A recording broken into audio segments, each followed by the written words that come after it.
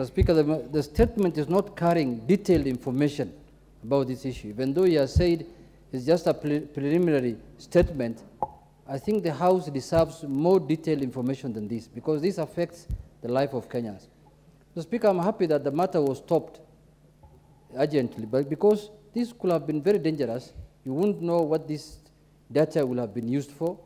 In this era of digital, world, this could be another digital shakahola. People could have been, something could have happened that you're not sure. But Mr. Speaker, the biggest problem also I'm seeing here is a problem that us Africans have. We don't take responsibility. Somebody has slept on the job here.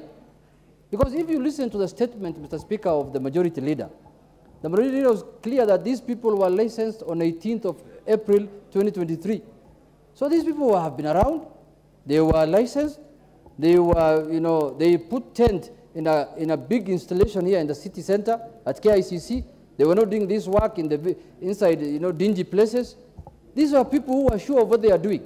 It looks like they had all backings that they need to do their work in a daylight at KICC.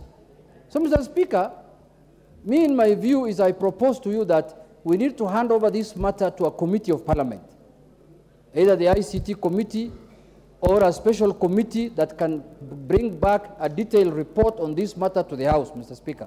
Because the world is moving to AI, to artificial intelligence. There are a lot of things happening in the world, Mr. Speaker. And if we don't protect our people from those kind of issues, Mr. Speaker, they will become very vulnerable. I was told when the iris of the people were being taken, they were being paid 7,000 shillings. I was being told yesterday. Mr. Speaker, the level of poverty around, if you tell somebody, let me give you 20,000, I remove your eye, he will tell you, just remove it. Then next week I'll come for the second one. Again, you remove it so that I get 40,000.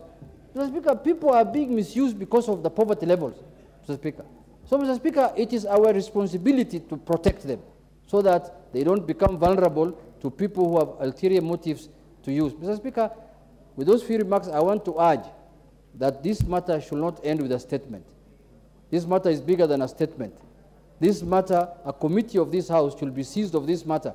Otherwise, Mr. Speaker, in Parliament, your former House is known for taking over many things. You will hear now a select committee of Senate investigating WorldCoin.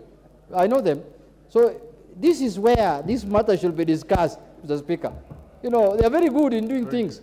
So, Mr. Speaker, let us look into this matter deeply so that we get to know what is inside this matter properly. Thank you, Mr. Speaker. David Ocheng.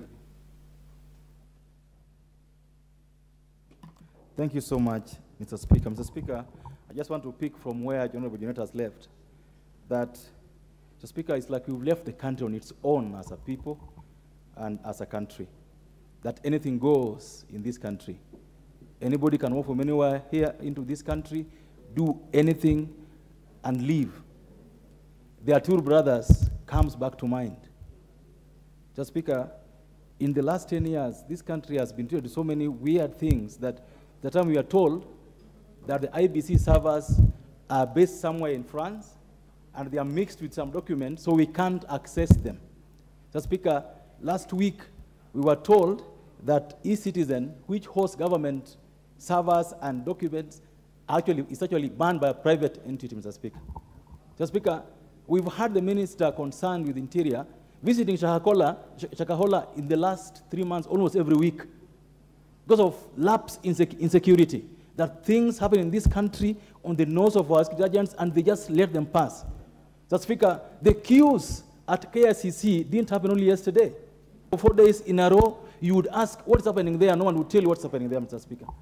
Mr. Speaker, I want to give the majority leader an opportunity to respond. The majority leader, I think the concerns of the members who have spoken and those who are eager to speak is the same. Security and safety of our people and the danger of foreigners coming here and doing things the way we saw, and what you are doing to protect the population of Kenya. Majority Leader, go ahead. Remember, this was just a preliminary statement as I directed, and you should assure the House when the ministers are being brought here by yourself to respond to these concerns. Thank you, Honorable Speaker. Honorable Speaker, I'm laughing because there are members who are asking me to donate a minute to them. I don't know whether they will now respond to the issues on my behalf. But Honorable Speaker, truly speaking, Honorable Speaker, it is indeed true that this matter was a matter of grave concern to Kenyans. And even members of Parliament, I must thank Honorable Martha Wangare and Honorable Mukunji for raising this issue before the House. And Honorable Speaker, I have been in a meeting with the CS Interior and the Data Commissioner, Madam Immaculate Kasait, this afternoon, and I had a lengthy telephone conversation with the Minister for ICT, the Honorable Eliud Owalo. And just to assure the House and the country that one, this matter is now a matter that is under active investigation, and by a multi-agency team that encompasses the Ministry of Interior, ICT, investigative agencies, and even the financial agencies, financial reporting agencies, to make sure that they are able to establish, one, as Honorable Martha Wangari was asking, how many people in this country. I did see in the news yesterday being reported that this company has collected data from the people's eyes from about 2 million people globally. But we want to know specifically how many Kenyans and assurances from that multi-agency team as to the safety of that data. As I indicated in this statement, they have assured us that one, the company that was actually collecting this data is not WorldCoin, is a local company by the name Sense Marketing, a marketing company, and some of the issues I've had the Honorable Junet Mohammed, the Honorable Bensouda raise. Indeed, were it not for the quick action of the Minister for Interior and ICT and the Data Commissioner, we will not be where we are. Probably more data would have been collected. And I must also commend, and yesterday I did indicate that the Data Commissioner's cautionary statement was a bit too late, but I have since learned, and is there in this statement, that she indeed gave her cautionary statement a week before this matter came to the public limelight. Therefore, it's not lost on Kenyans that indeed government was on track of what these people are doing. Since last year, the Office of Data Commissioner was on their track since last year. They indeed wanted to start collecting this data last year, but they were not registered, and they were waiting for, I'm told, the launch of their Bitcoin, their cryptocurrency. And when it was launched late last month is when they start collecting this data. And the Office of the Data Commissioner has been on that case. And we must commend them. And it is unfortunate that someone like Bensouda has the kind of views she had on the CS Interior, who swung into action, not just on Shakahola, but what is now being described by the Honorable Junet Mohammed as the new Shakahola in data harvesting. And indeed, the CS Interior, we commend his quick action. As he has said, and in our meeting this afternoon as he brought this statement, that he wants to assure the country that not just stopping these people from collecting any more data, but also ensuring that all the data they had collected has been seized and is with some of the agencies under the Ministry of ICT being analyzed to also ensure that there is also no data that had been carted away to the cloud, and even that they are saying they are working on it, but they were very cautionary, Honorable Speaker, that we do not jeopardize the ongoing investigations in whatever we say, and I'm therefore restricted as to the other information that he has confided in me as to what they are doing. But just to give the people of Kenya the highest assurances that whatever data had been collected has now been secured and is in the hands of the investigative agencies. Lastly, Honorable Speaker, to appeal to Kenyans,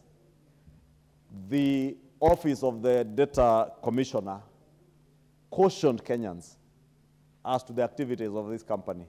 But as I said yesterday, Honorable Speaker, Kenyans are too eager to collect money from any person for whatever reason.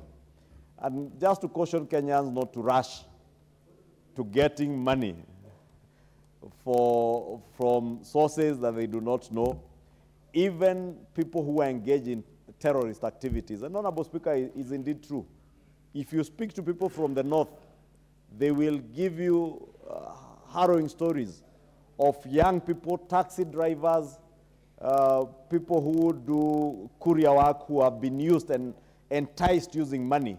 And at times not a lot of money, 5,000, 10,000 shillings, and they end up being entangled in terrorist cell activities, and they get arrested and they end up suffering as terrorists, yet they were probably just enticed with small money.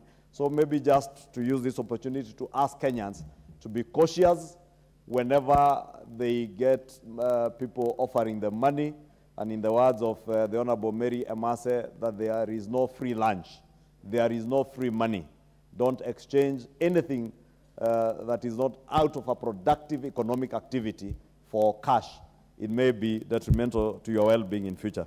With that, Honorable Speaker, the CS, as I indicated, have indicated they are ready anytime to update the House, and I believe through the relevant committees, that of Interior and ICT, they should be able to update the House on the outcome of the investigations. Thank you, Honorable Speaker. Give us a progress report before the close of next week. Yes, Honorable Milemba.